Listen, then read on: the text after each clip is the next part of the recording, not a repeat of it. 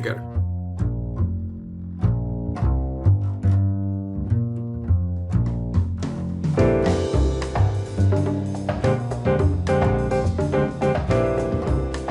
There we go.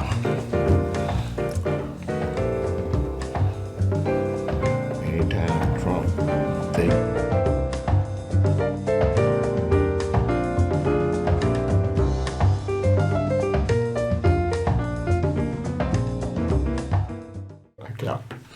And welcome to another episode of From the Wheelhouse. Today, I just could not let this man out of the studio. My dear friend Gator Bradley, you know him because he does a show right before ours, but he tried to slip out of here. Yes. We weren't going to let him slip out of here, and not after making so many comments relative to the migrants, immigrants. Right.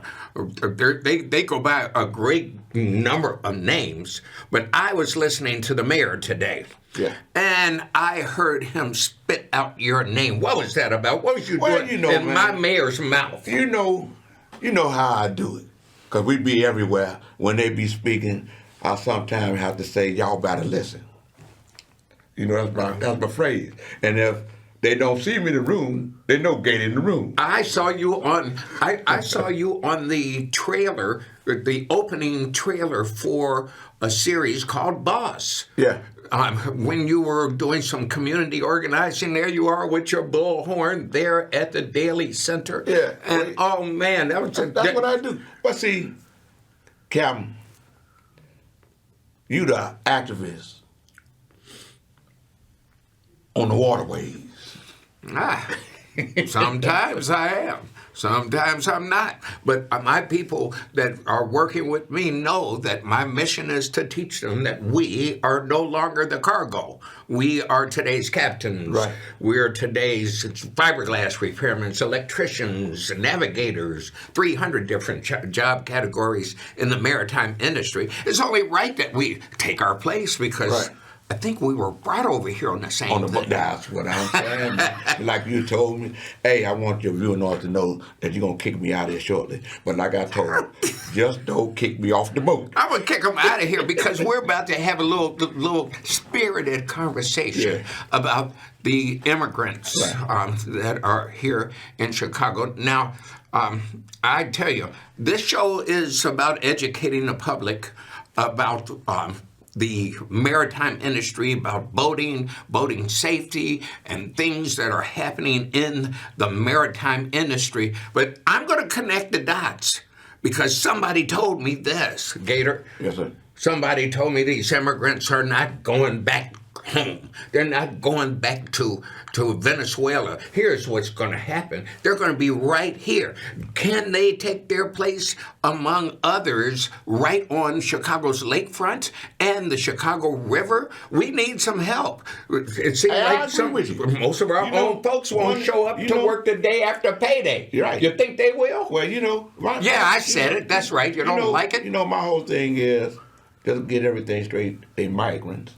Okay, we the only ones over here that's not migrants or immigrants, because they brought us over here. They brought us That's back a 400-year story. Yeah. But the fact of the matter is here, they here to seek asylum. And I want to go there to seek asylum sometime. Hey, man, you don't want to go there. Look, all I can tell you, like I tell everyone, Cal, is you got an individual whose purpose is... and he's a Republican. You got Republican governor in Texas that tell everybody. The governor of Texas. Yeah. He didn't send them to the 50 states. He only sent them to the Democratic states. Oh, wait a minute. He sent them to sanctuary cities. And we called ourselves a sanctuary city. I'm telling you what you mean. We labeled ourselves. So we opened our doors. Yeah, but listen to me. But listen to what he said. At least our previous mayor did. But what he forgot is when he sent them to the state, he forgot that it was Republican mayors over the various suburbs and over the various townships to the point that they say, hey, wait a minute, Joe. You got them dropping them off over here, and we don't want them to interfere with our tax dollars or revenue. Well, So wait. So the thing became, it opened a lot of people's eyes. How much money? Somebody has to because pay the government for this. is paying the money. How much money? Then they find out that if you got a bus, Calvin, and it seats 70 people, they paying you $1,600 or What? Wait a minute. $1,650. $1,650 or for what? $60 per migrant that you got on your bus. Now you got 70. Who's paying that? The state of Texas? Yeah. How much a bus costs, I wonder? Hey, I can tell you it's an investment. So if you're trying to get a small business, get it. So once the various... How many can I fit in my SUV? How many people can you put in there? At least I pay your note. 8 inside, Right, at least to pay your note. 8 on the top. You know, not in the wintertime. Right? Can't have on top of the wintertime. Man. Hey, but all I can say is this. I'm seeing now where the governor has let the mayor know that he got $160 million to help with the problem. Why wasn't all of this money coming into our community? Hey, where did Mayor Brandon come up with this money when we could use this money? Brandon didn't come up with the money. Business development Brandon just put his budget together this year. Well, somebody wrote a check from the city to take care of these folks. This migrant thing was happening before Brandon become the mayor. Somebody paid for those tents. Somebody paid for the governor. I understand that the governor has just finally come up with some money to support. No, man. I see why you stopped me so I can give you all the news. Look, you know how we do, Cal. Oh, telephone, if I got to depend TikTok, on you to and get my news, I television. You know am what I in mean? trouble. Ladies and gentlemen, Gator Bradley. Gator is one of the community organizers and activists. He's been around the block many, many more times than me. Yeah. And I tell you, every important event, Gator Bradley is there and part of it. He's given of himself over and over for so many years. I'm so privileged to know this guy, and he has to get the hell off of my show like right now. Because I got to go. But I want to say to God be the glory. It's his glory. Thank you so much. You, Gator Bradley, ladies and gentlemen. Wow. You know, I can tell you one thing for sure. I have a great deal of respect for my dear friend Gator, but I can also tell you this.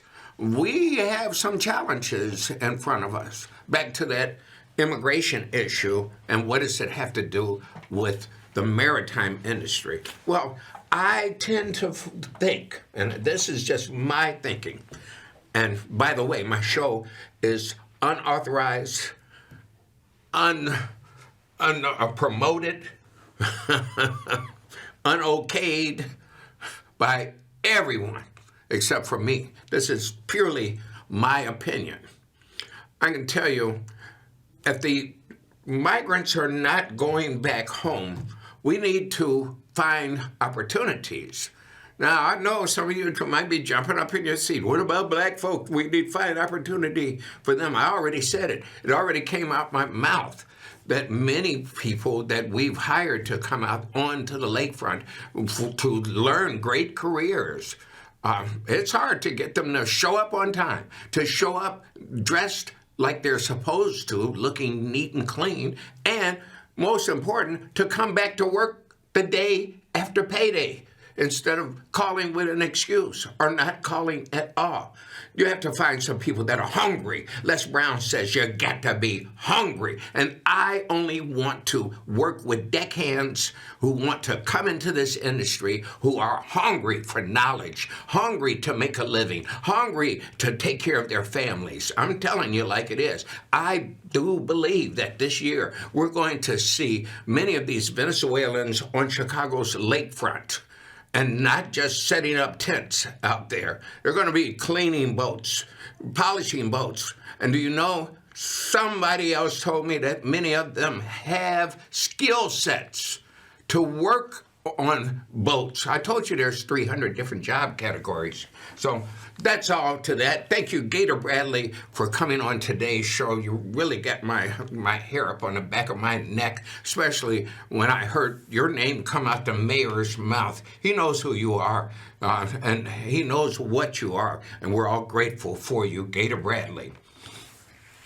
One thing that I want to share with you is that when we come out, I'm giving you some secrets, some keys on how to survive and thrive in the maritime industry, that we have to underpromise and overdeliver.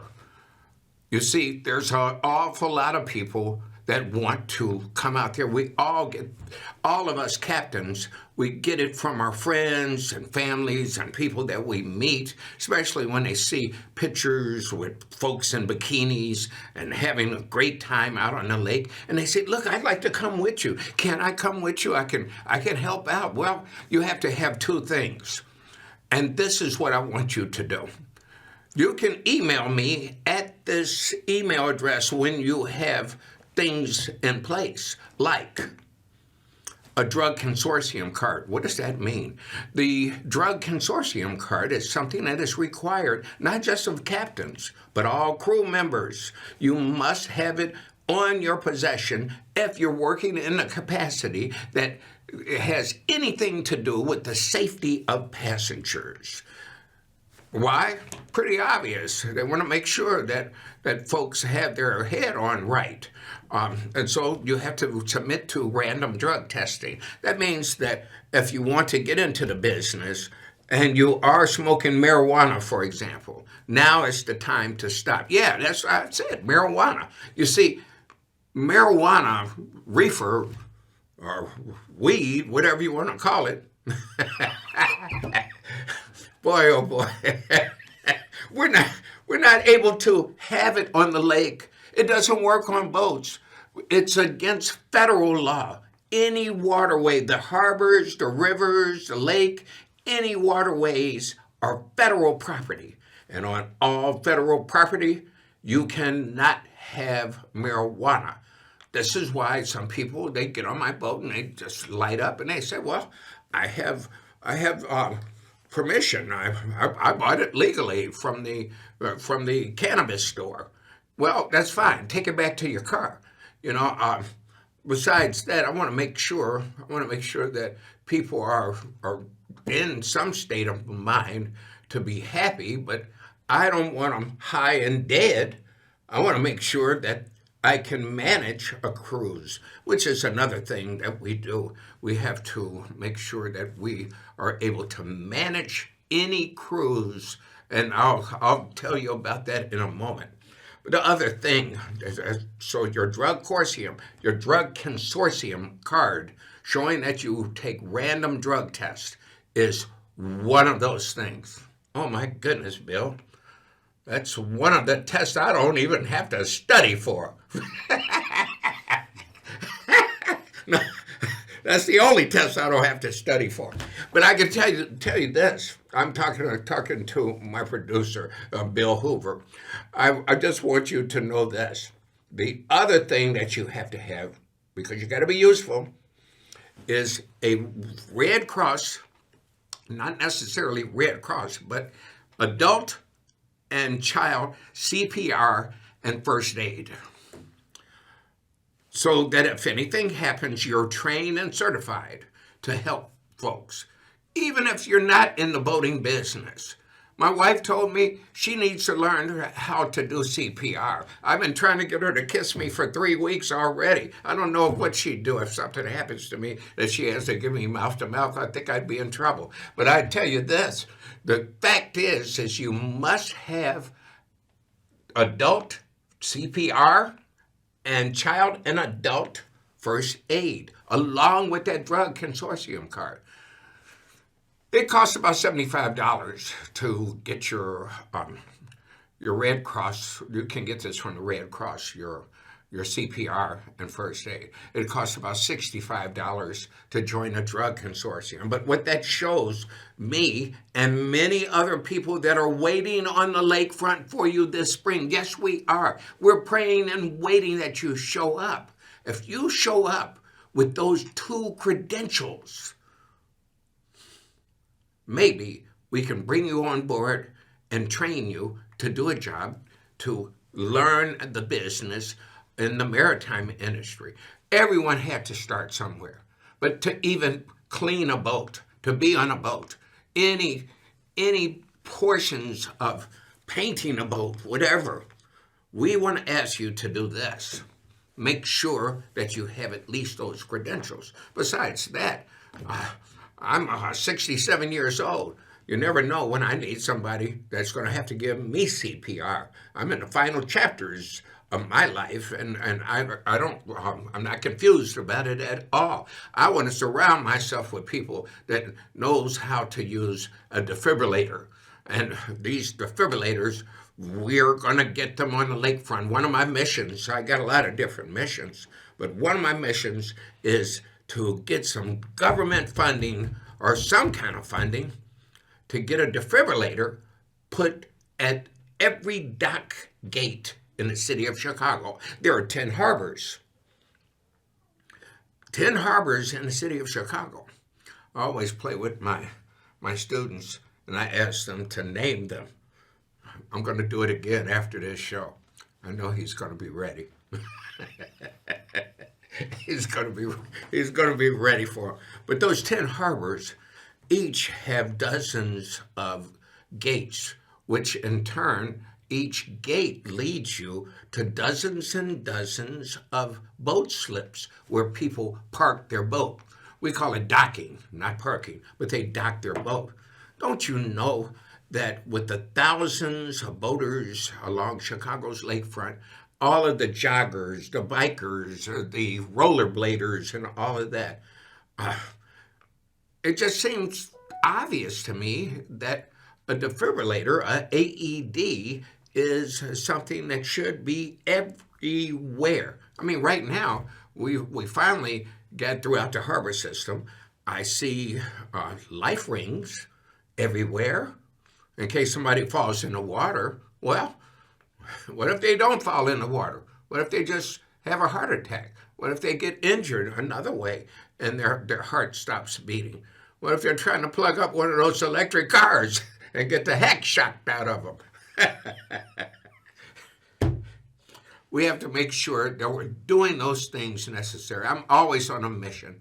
I hope to see before I leave this planet, I hope to see on every dock in the city of Chicago a AED. If you're interested in helping me to achieve that, all you have to do is use my email address. It's right there at the bottom of the screen. You see it. Use my email address. I make sure that I answer all of my emails. I make sure that I get that information to you. Now, I did, with the last few minutes of the show, I want to tell you something. I did a seminar last week, and the seminar last week was at a location. It was pretty loud in there. I got a lot more people that came out than what I had expected. I think that we expected maybe 10, 12, 15 if we were doing great. There were some 40 people that showed up, and they were hungry for knowledge on how to do the boat rental business. But I didn't talk about one of the most important things I have been teaching about. You are not ready. The majority of you are not ready. Don't think because you got some money, you got some of this PPP money or whatever, wherever you got it from, make sure that because you got money to buy a boat, doesn't mean that you can buy a boat and just set it up. You're setting up for business. You're going to set yourself up for business. Go straight into it and go into business and make $1 million. There's so many people that don't know what they're doing and they're unsafe. So I have a book that is coming out in the spring, and I'm going to be giving this book away to anybody and everyone who wants to receive it. And it's about the rental boat business. But you can lease a boat. Why lease a boat as opposed to buying one? I'm going to tell you. You don't have to worry about dock fees. You don't have to worry about upkeep. You don't have to worry about storage of the boat. You don't have to worry about a lot of things. All of that is inclusive. There are many companies in the city of Chicago that do shared leasing. I can't mention them specifically because I work for some of them, and I'm not supposed to sell anything online. But if you just simply Google leasing a boat, you'll find out instead of coming up with $100,000 for a boat, you can get a $100,000 loan if you can get one. You can come up with a few $1,000s. And now you can share that boat with other people and learn the business, learn the safety things, come into the world of boating slowly. Instead of renting a boat for one day, rent it for 10 times, 15, 20 times during the season by joining a shared leasing program. There are some great companies in Chicago. You just have to do your research. And I tell you, that's when you'll know you're having some fun. Try and lease a boat. If you just want to come out and get a taste and see what it's about, maybe you want to rent a boat for a day. You can do that. You can do that. I'll point you to a whole host of places that you can do your research and find out and do some comparison. Because trust me on this one, some people are safe and have their boats ready to take you out, and other people are the epitome of danger. That's why we have professional captains now to drive the boats for you until you're able to do it yourself. We have professional trainers that will train you to come into this business slowly. You don't have to be in the business either. You might just want to enjoy yourself. I want you to do that. How many minutes we have left, huh? I think we have 2 minutes. Somebody's telling me one number and somebody tells me another, but I know that it's almost time to sign off. There it is. We got 1 minute. 1 minute. My producer says I have 7, so I'm going to keep going. I'm going to keep going for it. He tells me 7, I'm going to take 7. No, they're going to cut me off, aren't they? Ladies and gentlemen, thank you so much. Gator Bradley today was my guest. I'm so privileged to be before you to share some information with you, no matter how small it is. Just remember this.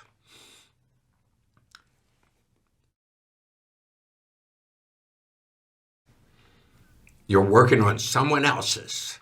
I can crack myself up. I can't.